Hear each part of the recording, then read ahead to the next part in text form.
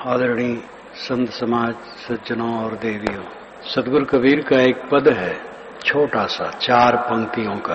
काहिर नलनी तू कुमिलानी, तेरे नाल सरोवर पानी। जल में उत्पत्ति, जल में बास, जल में नलनी तोर निवास। नहीं तल तपत न ऊपर आग, तोर हेतु कहो कासन लाग। कहें कबीर जो उदक समान, ते नहीं मुए हमारे जान। 4 पंक्तियां हैं। काहिर नलनी तू कुमिलानी, नलनी कमलनी, क्यों कुमिला गई तू? जल में उत्पत्ति, जल में वास। कमलनी की उत्पत्ति जल में है और जल में रात दिन रह रही है। जल में नलनी तोर निवास। अय नलिनी, अय कमलनी, तेरा निवास हरदम जल में है। नहीं तल तपत न ऊपर आग, तेरे तल में तपन नहीं है, पानी भरा है। ठंडी ठंडी गीली गीली मिट्टी है, ऊपर से आग नहीं बरस रही है।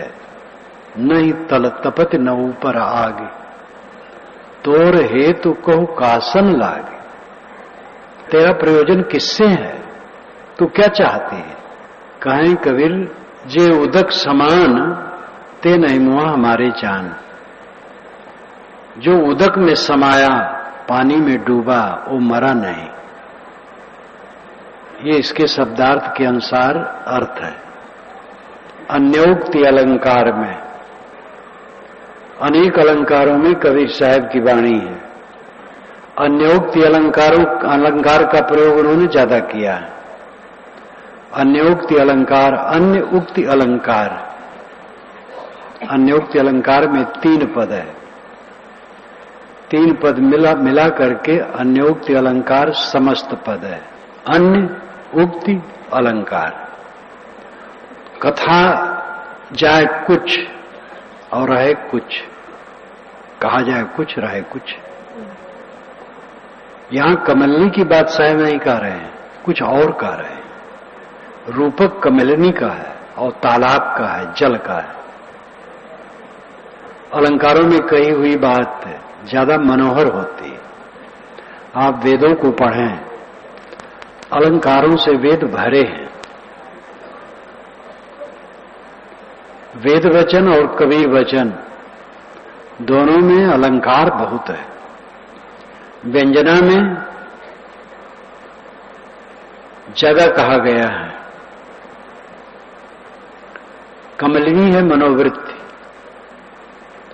सरोवर है आत्मा। साहब कहते हैं मनोवृत्ति। मनोवृत्ति का मतलब है मन की वृत्ति। वृत्ति का अर्थ है अवस्था, एक रूप, एक आकार। मन अनुकूल बात सोच करके थोड़ा प्रसन्न है, इतनी में वो बात दिमाग से हट गई और प्रतिकूल बात दिमाग में आ गई तो मनोवृत्ति दूसरे ढंग की हो गई, तकलीफ आ गई और वो बात भी चित्त से उतर गई तो उदासीनता आ गई, समभाव हो गया। न तकलीफ है, न सुख है, समय। यह मनोवृत्ति मनुष्य की बदलती रहती है। मनोवृत्ति कमलनी है, सरोवर आत्मा है। अय मनोवृत्ति रूपी कमलनी, तेरी उत्पत्ति तो सरोवर में है, शीतल आत्मा से है, तो तू जल क्यों रही है? जल में उत्पत्ति, जल में वास। आत्मा से तेरी उत्पत्ति है और आत्मा में तेरा निवास है। जल में उत्पत्ति, जल में वास, जल में नहीं तोर निवास। तुम्हारा वहीं निवास है, घर बना हुआ है। नहीं तर तपत न ऊपर आग, तेरे तल में तपन नहीं है। आत्मा के स्वरूप में कोई तपन नहीं है। आत्मा शीतल है, स्वभाव से भी अमृत है और ऊपर से उसको कोई दुख नहीं दे सकता है। किसी आत्मा को कोई दुख नहीं दे सकता है बाहर से। तोर हेतु को कासन लाग, तेरा प्रयोजन कहां लगा है, तू कहां प्रयोजन मान रहा है, कहां भटक रही है। काहे कबीर जी उदक समान ते नहीं मुआ हमारे जान। साहब कहते जो उदक में समाया, उदक जल, वेद में उदक का अर्थ किया गया है, निरुक्त में यास्क मुनि ने किया है। यास्क मुनि ईसा से 800 वर्ष पूर्व हुए, जो उछल उछल करके चले वो उदक है। जब पानी ज्यादा बहता है तो कूद कूद करके चलता है, इसलिए उसको उदक कहा गया। जो जल में समा गया वो मरा नहीं, जो आत्मा में लीन हो गया, जिसकी मनोवृत्ति आत्मलीन है, वो मरा नहीं, वो अमर हो गया। इसी पर हम विचार करें। मनुष्य के अलावा जो प्राणी हैं वो तो विवश हैं, उनमें समझ नहीं है। मन उनके पास भी है, इंद्रियां भी हैं, शरीर का व्यवहार वे भी करते हैं, प्रजनन करते हैं, अपने बच्चों को पाल लेते हैं, और बड़ा संक्षिप्त रूप में। एक बार मैं भ्रमण करके आया जब, तो जहां मेरा निवास है बाथरूम में गीजर लगा है, तो गीजर के ऊपर 2 अंडे मैंने देखा।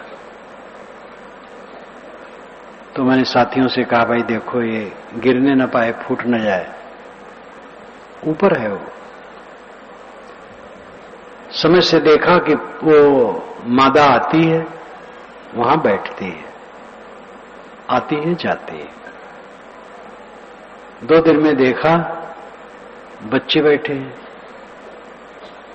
अब अंडाकार नहीं है, बच्चे बैठे, दोनों बैठे हैं चुपचाप, वो खिसकते नहीं, इधर उधर जाते नहीं। कभी कभी देखा कि मादा ला करके कुछ उसके मुख में डालती है,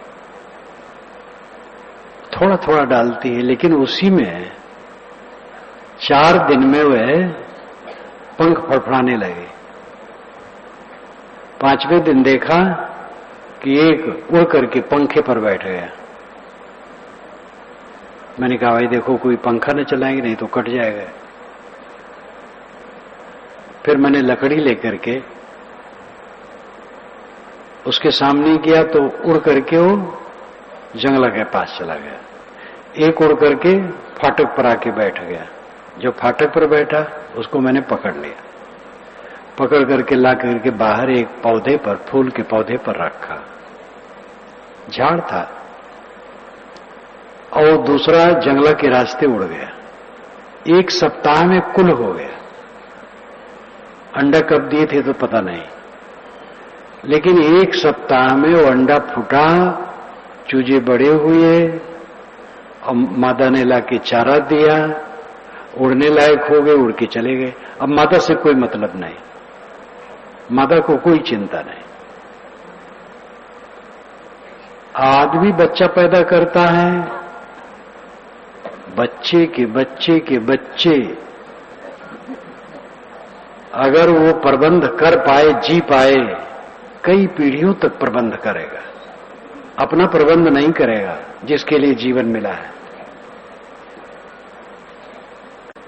इस पर मुझे एक घटना याद आती है। एक भक्त मिलने आए, कई वर्ष हो गए, शायद अब वो न हो, 75 वर्ष के उस समय थे, बहुत समझदार, फतेहपुर की तरफ के थे।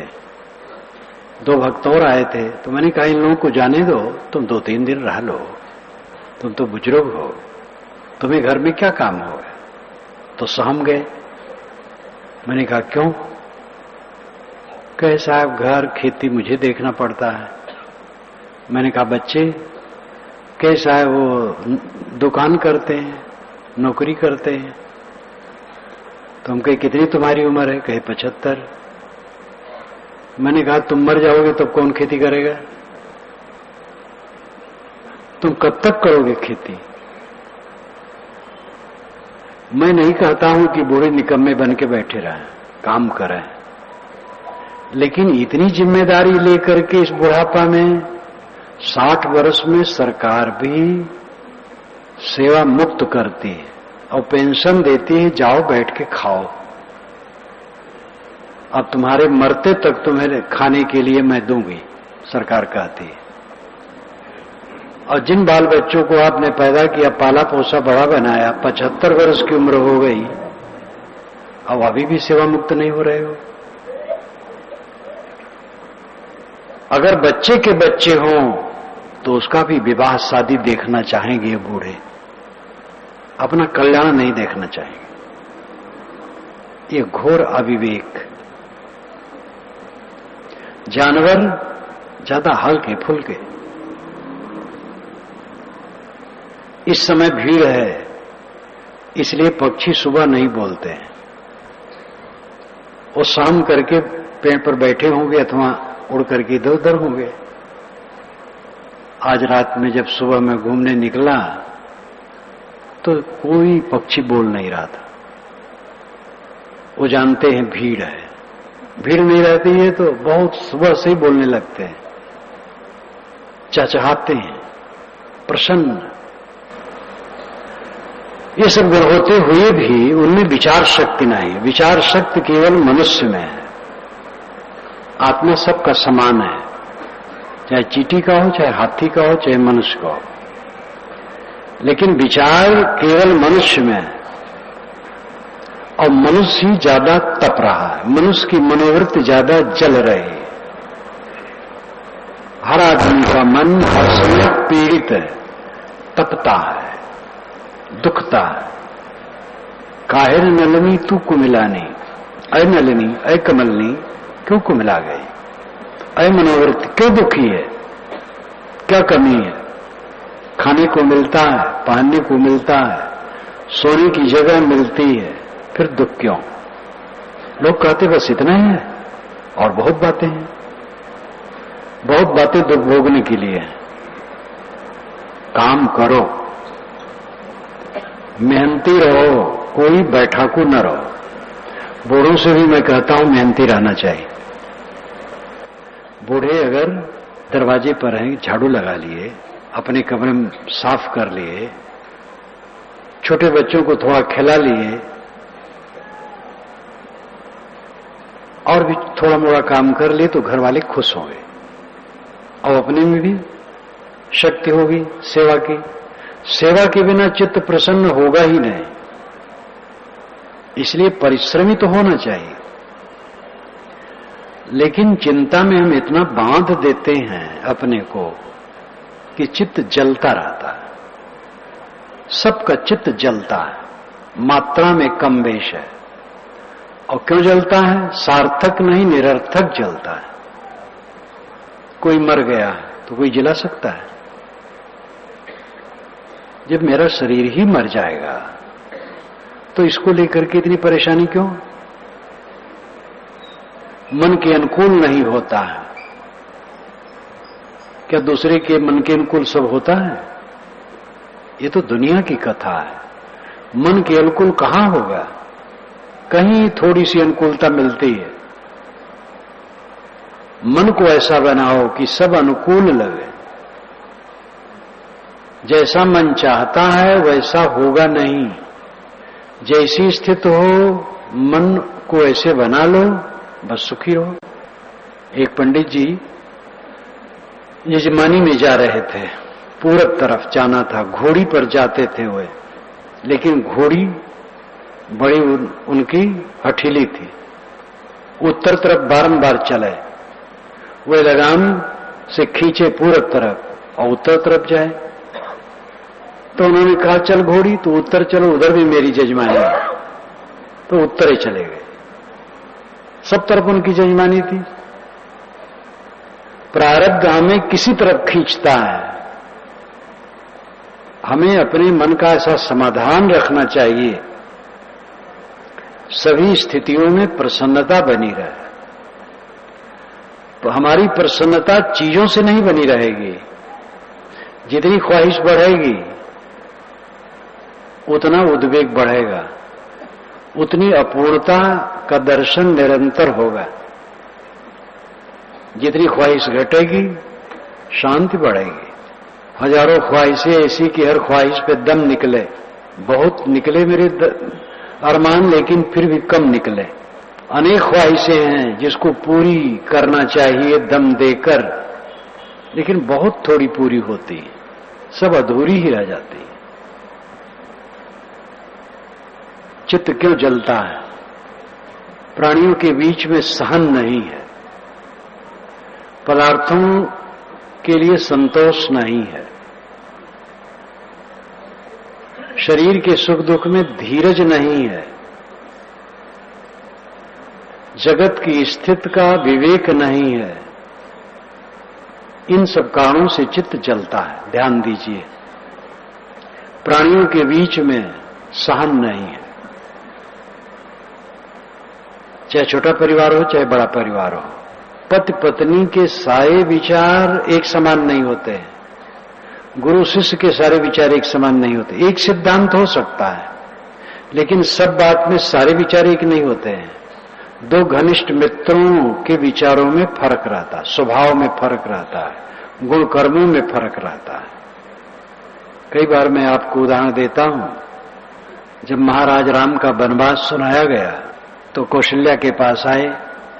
कौशल्या तैयारी में थी कि अभी राजगद्दी होगी राम की, तो बहुत खुश थी, पूजा अर्चन लगी थी। श्री राम ने कहा, माता जी ये सब अलग रखो, पिताजी ने मुझे 14 वर्ष का वनवास दिया है, भरत भाई को राज्य दिया है। कौशल्या मूर्छित होकर गिर पड़ी, हवा दी गई, श्री राम ने उनको उठा के बैठाया, वो विलाप करने लगे। स्वस्थ हुई थोड़ा। लक्ष्मण अपने भवन से सुने, दौड़े दौड़े आए। लक्ष्मण एकदम उत्तेजित थे, गर्म स्वभाव के थे, संयमी थे, चरित्रवान थे, लेकिन स्वभाव उग्र हो जाता था। उन्होंने कहा, भैया पिताजी अस्त्रहीन हैं, मेहरचरा, उनको या तो मार दिया जाए या जेल में डाल दिया जाए। आप बैठिए, अयोध्या की गद्दी पर देखता हूं कौन मेरे सामने आता है। कौशल्या ने राम से कहा, इनकी बात सुने। राम ने कहा, मेरा ऐसा साहस नहीं। कितना कोमल उत्तर, मेरा ऐसा साहस नहीं। राम और लक्ष्मण अभिन्न थे। लक्ष्मण राम की छाया की तरह चलते थे, लेकिन स्वभाव का अंतर था। फिर लक्ष्मण भी ठंडे हो गए। चित्रकूट में है, श्री राम आहार भून भून करके सीता को खिलाते हैं। इदम मिष्टम इदम मेद्यम, ये मीठा है, ये पवित्र है, ये खाओ, ऐसा राम कहते हैं। लक्ष्मण देखते हैं उत्तर तरफ से धूल,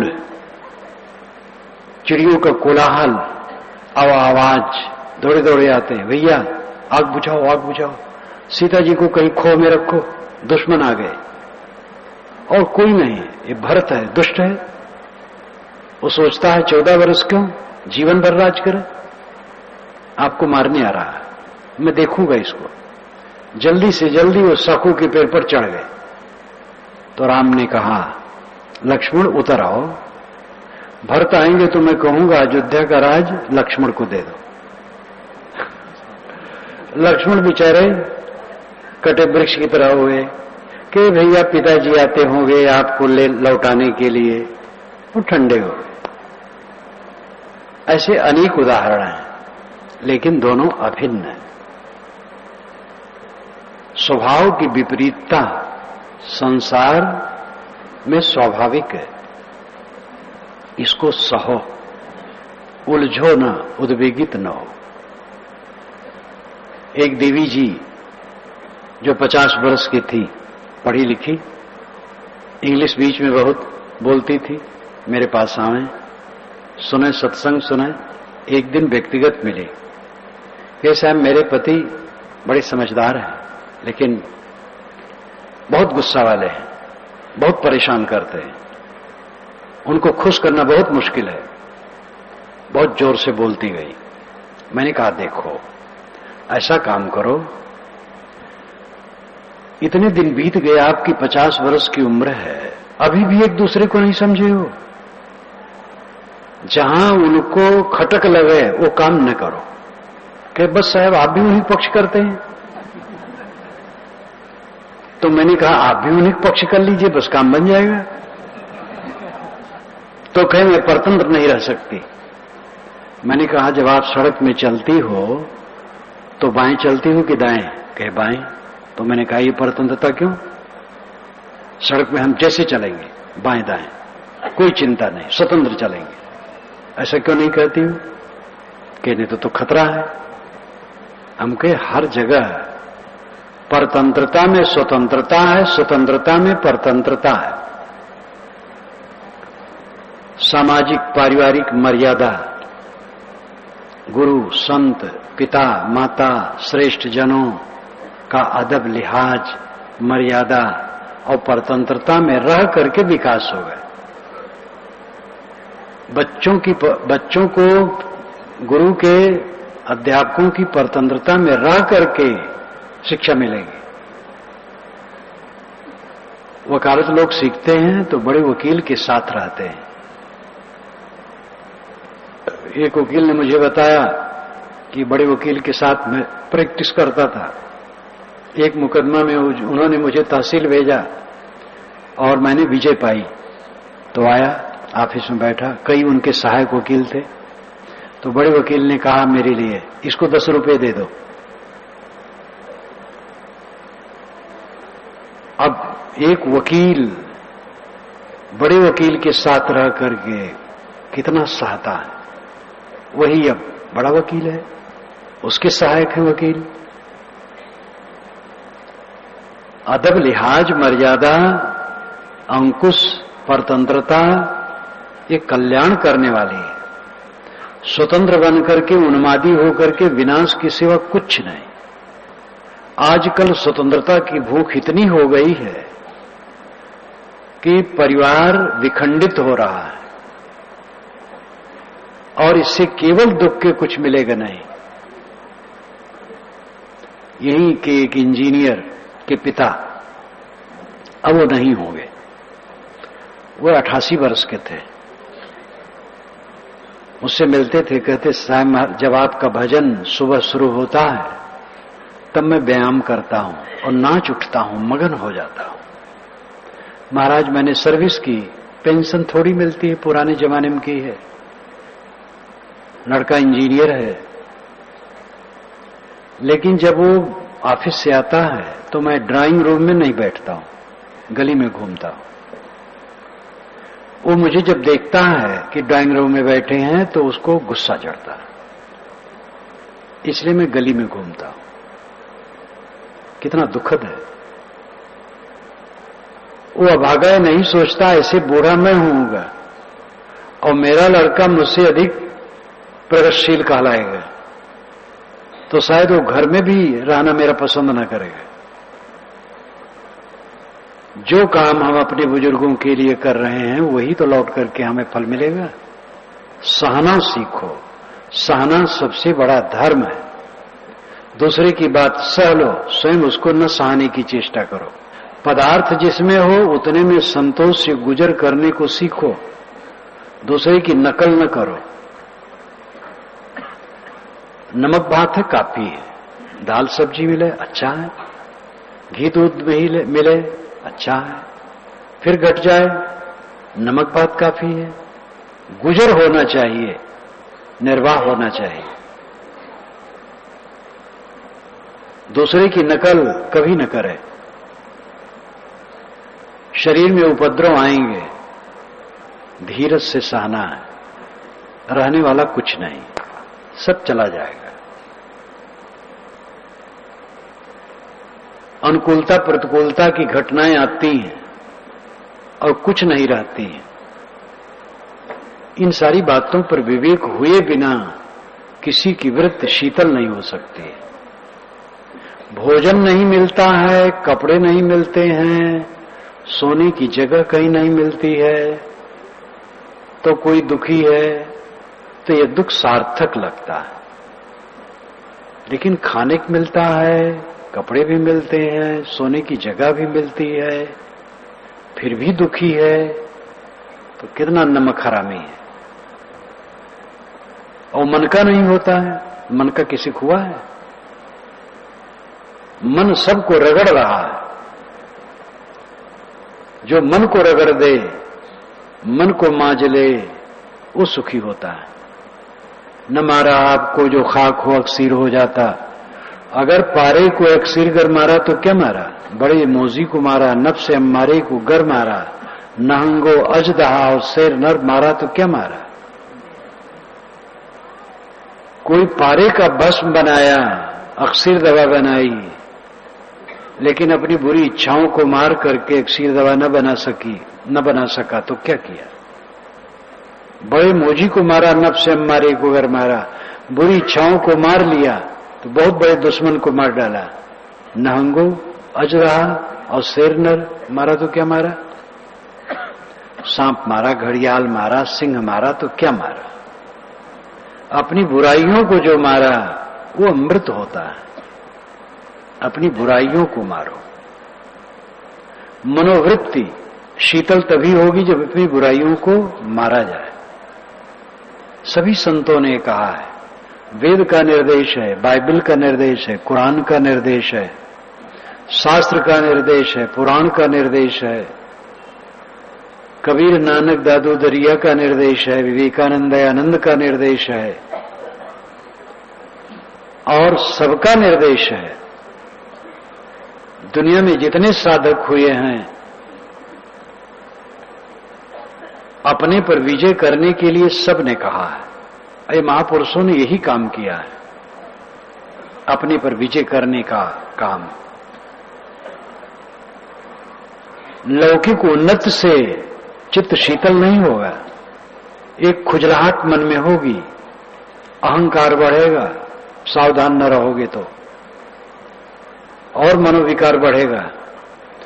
जितने प्राणी पदार्थों का संबंध होगा, साधना में न रहे तो उतने विकार बढ़ेंगे। लौकिक उन्नति क्या है? प्राणी पदार्थों का जखीरा इकट्ठा हो जाना, बहुत प्राणियों से संबंध, बहुत पदार्थों से संबंध, बहुत कार्य व्यवहार से संबंध, तो इन सब का विकार तो आएगा, वो विकार और जलाएगा।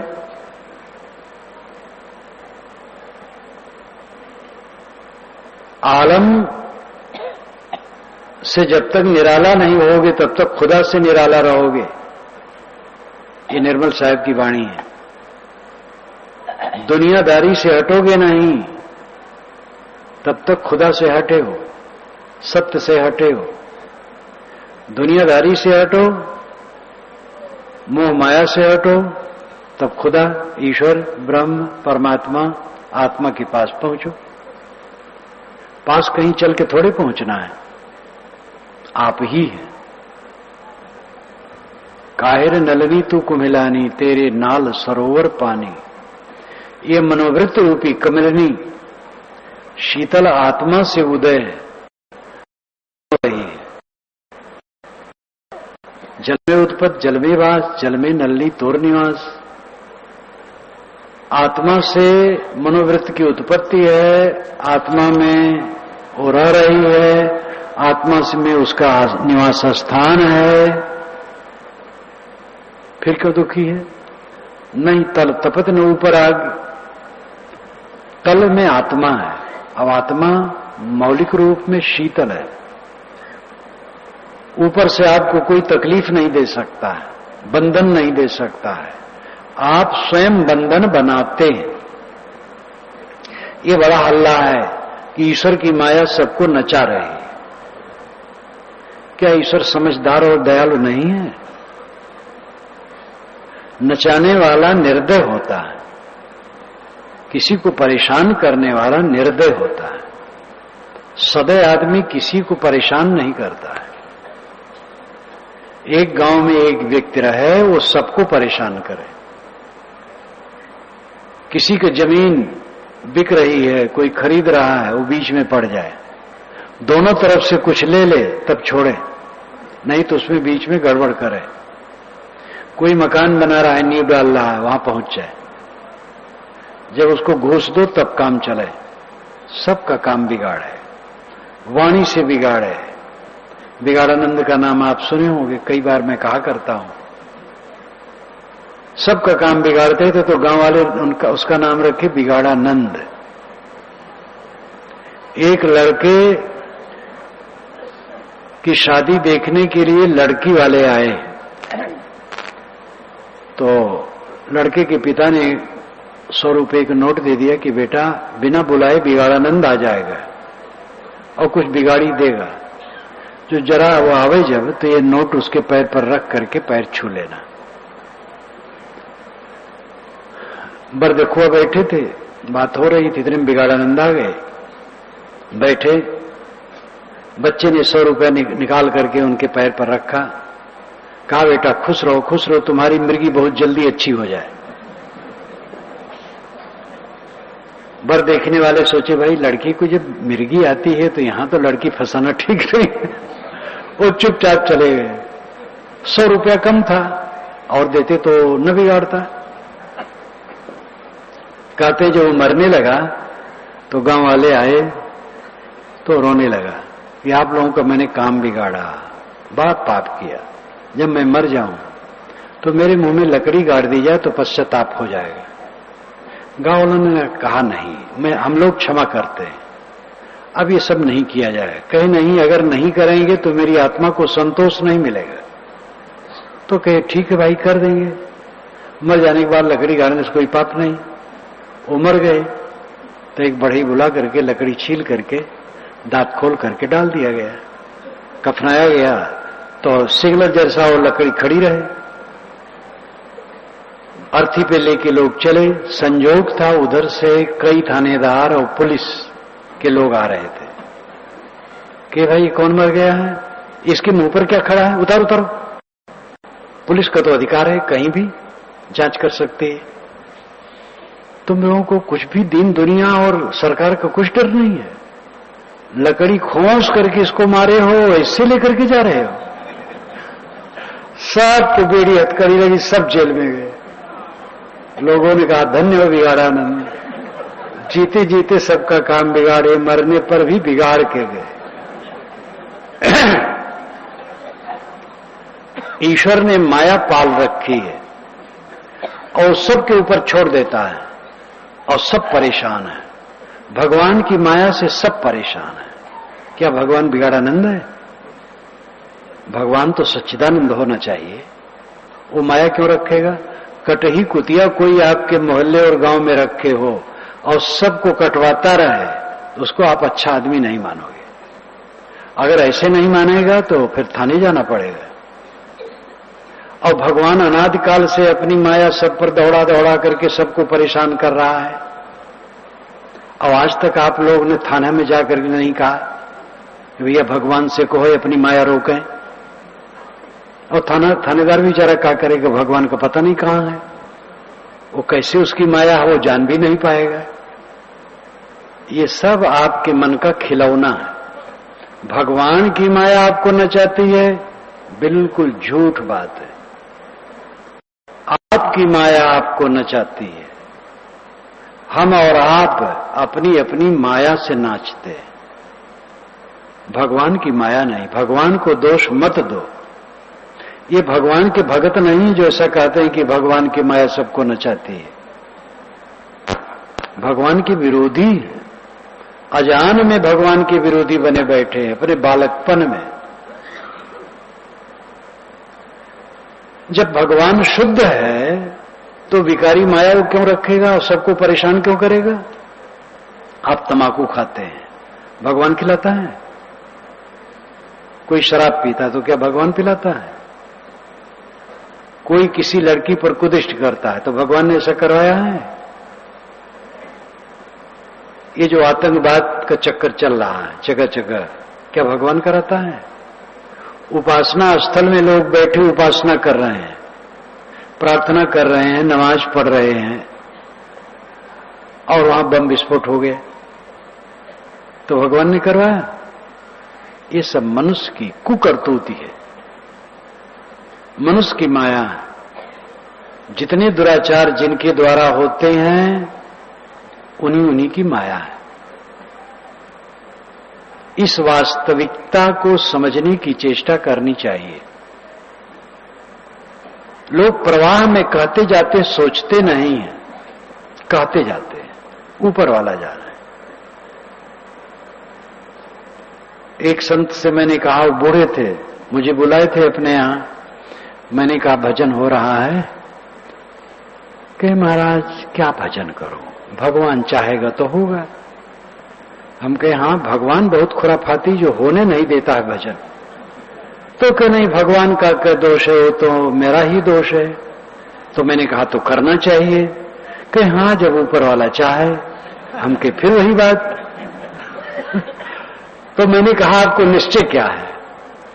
कहे महाराज क्या निश्चय कहूं, वो भी कह देता हूं, वो भी कह देता हूं, कुछ निश्चय नहीं।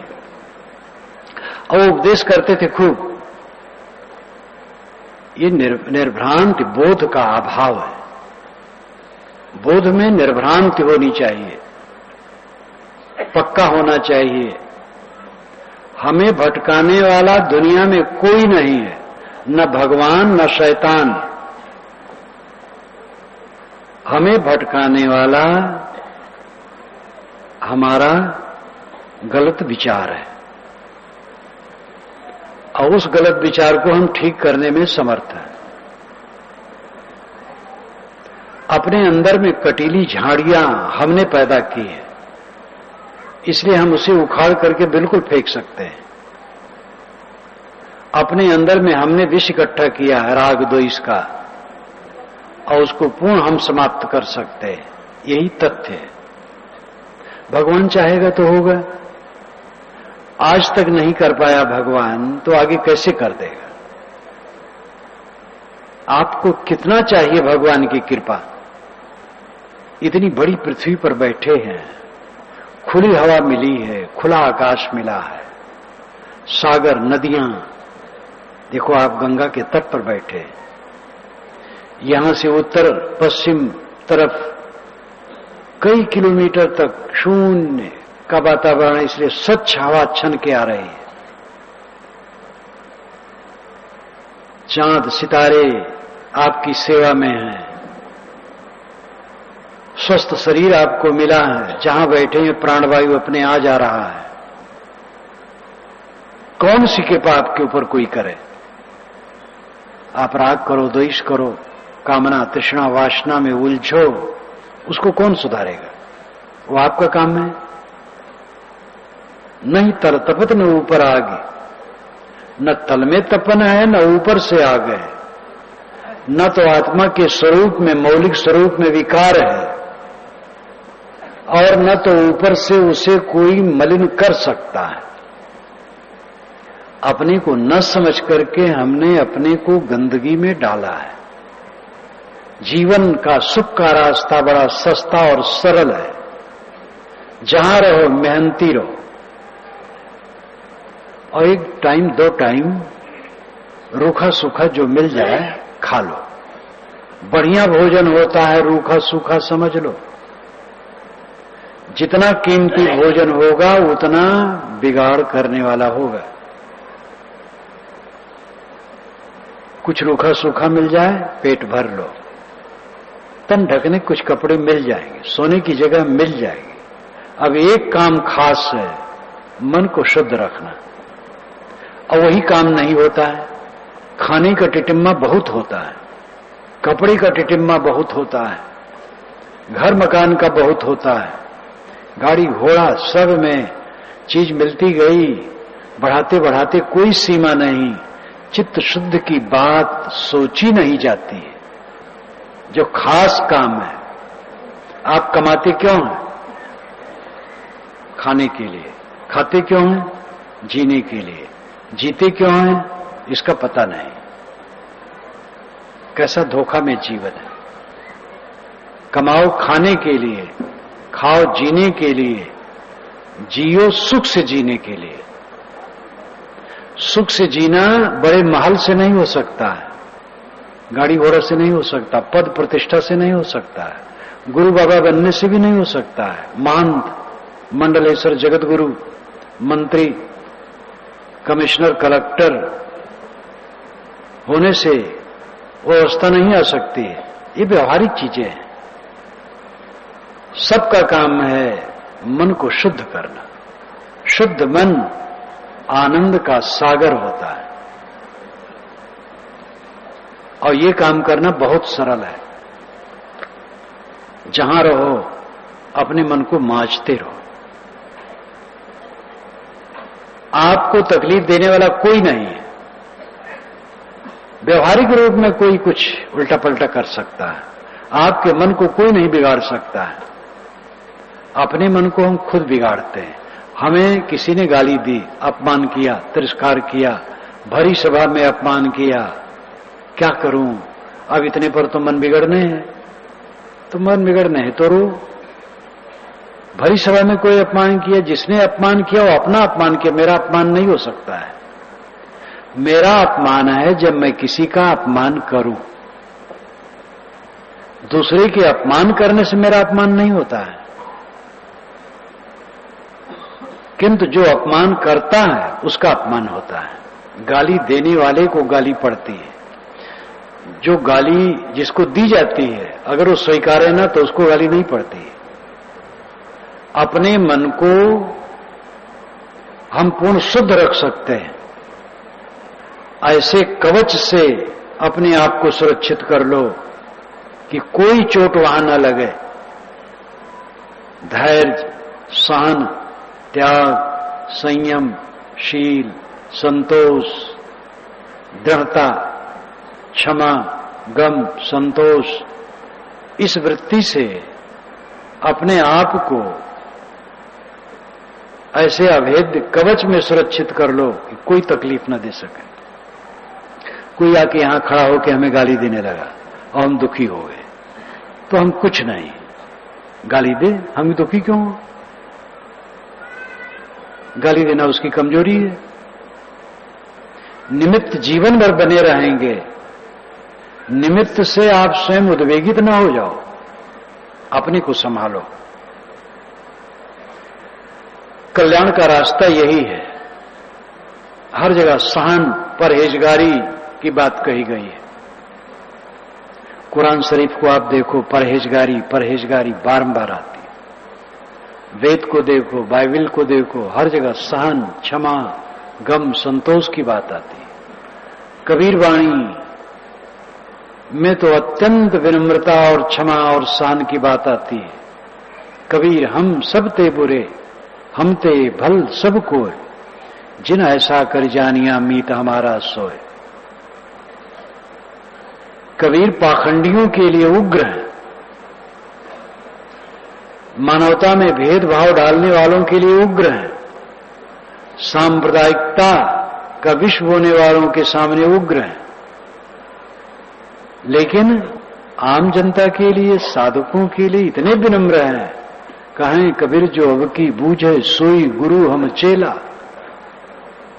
अब की जो मानव शरीर मिला है, इसमें कोई अपने को समझ ले और अपने को सुधार ले और शीतल हो जाए, अमृत हो जाए, वो गुरु है, मैं उसका चेला बनने के तैयार हूं। इतना विनयावनत है वो। वज्रादप कठोर, कुसुमादप कोमल। अजय प्रसाद द्विवेदी ने लिखा, वह वज्र से भी कठोर है और फूल से भी कोमल है। गलत जगह पर वो कठोर हो जाते हैं, गलत को नहीं स्वीकारते हैं। लेकिन आम जनता और साधकों से वो कोमल, फूल से भी अधिक कोमल है। अपने को पहचानो, आप कौन हो। आप देह नहीं हो, प्राण नहीं हो, मन नहीं हो, बुद्धि नहीं हो। देह अन्नमय कोश है, ये हड्डी का ढांचा। उसके अंदर प्राणमय कोश है, वायव्य शक्ति। वायु का जितना भी पुंज है शरीर में, वो प्राणमय कोश है। उसके अंदर मनोमय कोश है और उसके अंदर ज्ञानमय कोश है, बुद्धि। उसके अंदर आनंदमय कोश है, अनुकूलता में सुख की अनुभूति। ये पांचों आप नहीं। ना स्थूल शरीर आप हैं और न जो प्राण की धोकनी चलती वो आप हैं, न मन आप हैं, न बुद्धि आप हैं, और अनुकूलता में जो सुख की कल्पना होती न वो आप हैं। आप साक्षी मात्र हैं, चेतन मात्र हैं, शुद्ध बुद्ध निर्मल। उसी को रूह सोल अनेक भाषा में कहते हैं और उसी को अंत में परमात्मा कहते हैं। परमात्मा कहीं मिलता है? मिलने वाली चीज कहीं परमात्मा होती है? मिलने वाली चीज दुनियादारी होती है, मिलती और छुटती है। संतो आवे जाए सुमाया। साहब कहते हैं संतो जो आवे और जाए, मिले और छुटे वो माया है। परमात्मा अगर आता जाता हो, मिलता छुटता है तो माया है।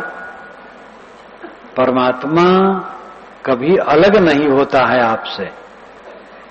आत्मा में पर जुड़ा हुआ है परमात्मा। प्रेत आत्मा, दुष्ट आत्मा, शुद्ध आत्मा, महात्मा, परमात्मा मूल आत्मा है। प्रेत आत्मा का अर्थ होता है गया हुआ आत्मा। प्रेत का मतलब जो चला गया। दुष्ट आत्मा का अर्थ होता है खराब स्वभाव का मनुष्य। शुद्ध आत्मा का अर्थ होता है पवित्र स्वभाव का आदमी। महात्मा का अर्थ होता है इंद्रिय जीत, जिसने इंद्रियों को जीत लिया है। और परमात्मा का अर्थ होता है जो परम हो गया, गुणातीत, क्लेश रहित। मनुष्य की ऊंचाई है उसका मन हर क्षण क्लेश रहित रहे, मन में क्लेश न हो, किसी भी स्थिति आने में क्लेश न हो, सब समय परमानंद आनंद बसे आनंद अटारी। अब की पुरिया जो निर्वारे सोजन सदा आनंदा।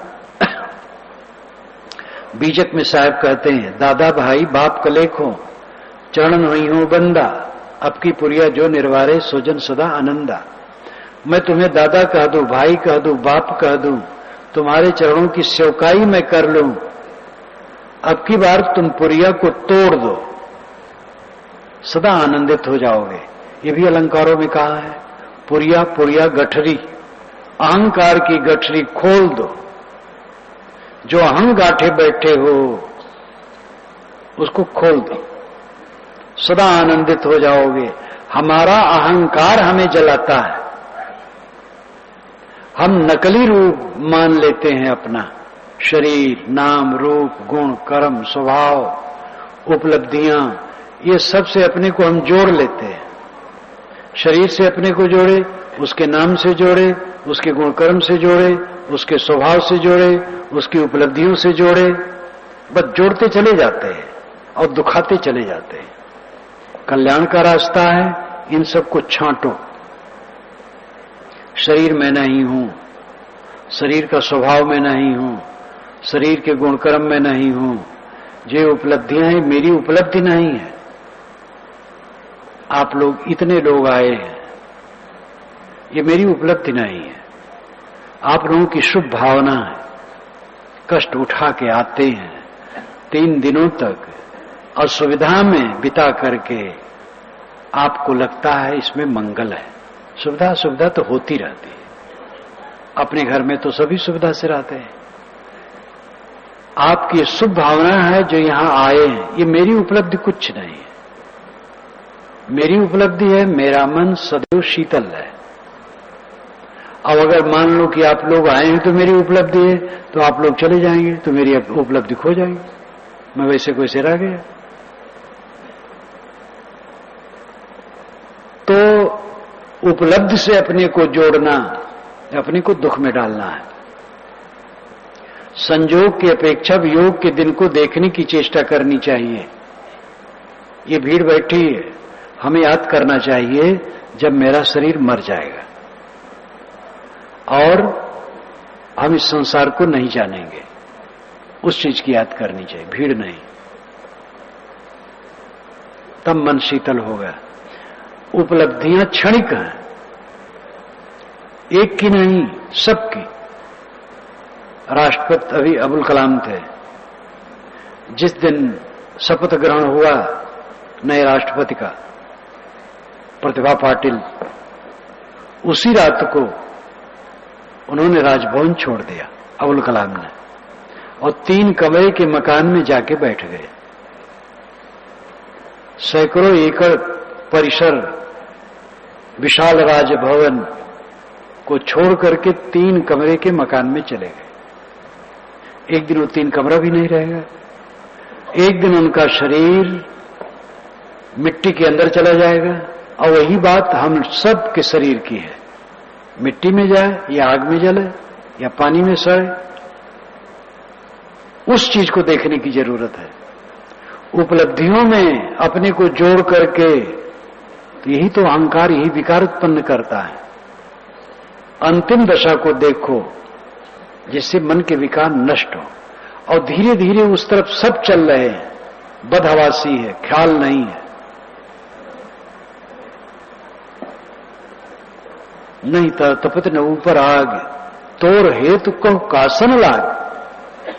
साहब कहते हैं मनुष्य की मनोवृत्ति, तेरा हेतु किससे लगा, क्या चाहती है, दुनिया में क्या तेरा है। कहें कि वे जो उदक समान ते नहीं मुआ हमारी जान। साहब कहते हैं हमारी समझ में तो यह है कि जो पानी में निमग्न हो गया वो मरेगा नहीं।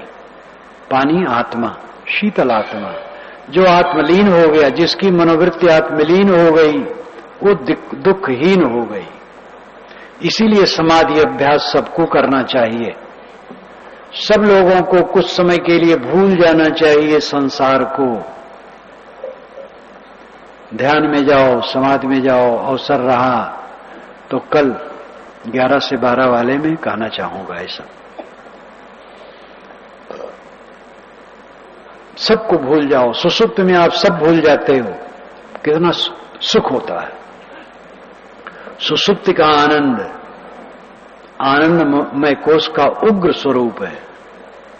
सुसुप्त में कोई दुख नहीं रहता है, लेकिन जागते जागते जो सुसुप्त की तरह शांत है वो कृतार्थ है। सुसुप्ति का आनंद तो अवस्था जन्य है, नींद खुली फिर दुख शुरू। लेकिन समाधि का सुख ज्ञान जन्य है, वो स्थिर है। सबको रोज ध्यान करना चाहिए और कुछ समय के लिए भूल जाना चाहिए देह संसार सबको। आत्मलीन हो जाओ, आत्मलीनता का अभ्यास करो। आपका क्या है इस संसार में?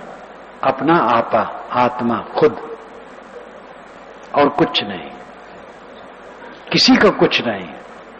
एक संयोग है, एक गुरुआ संघात है। गाय इकट्ठी हो गई फिर अलग अलग हो गई।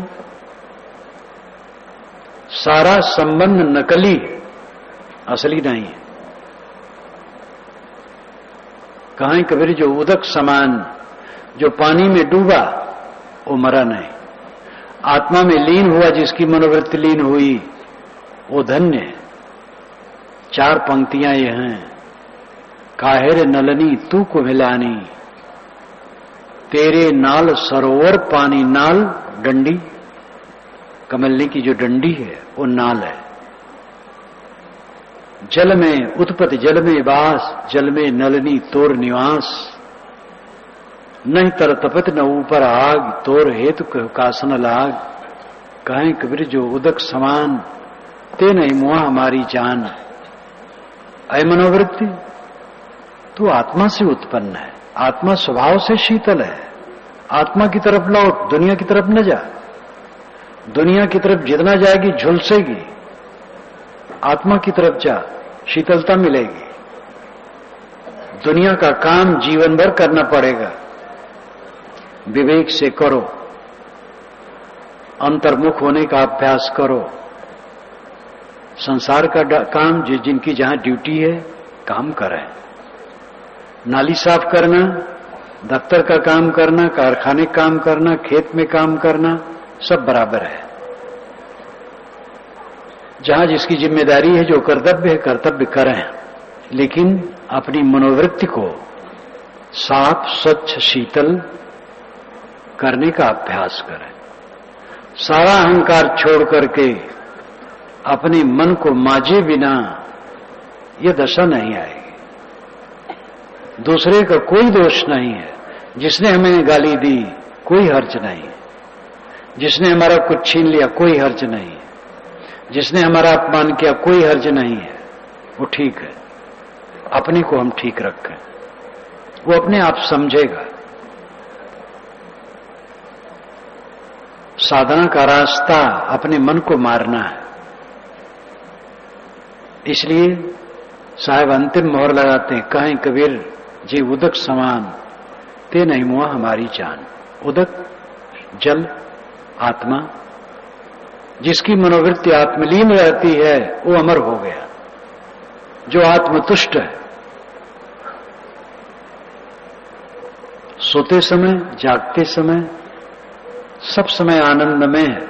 नींद खुली कोई खटक नहीं है, बिस्तर पर गया कोई खटक नहीं, नींद आ गई। सुख से सोना, सुख से जागना, सुख से जीना, सुख से मरना, ये जीवन का फल है। और मनोवृत्ति जब निर्मल होगी, आत्मलीन होगी, तब ये दशा आएगी। ये काम हम और आप सब करें। इसी के साथ मैं अपनी वाणी को विराम देता हूं। बोलिए सद्गुरु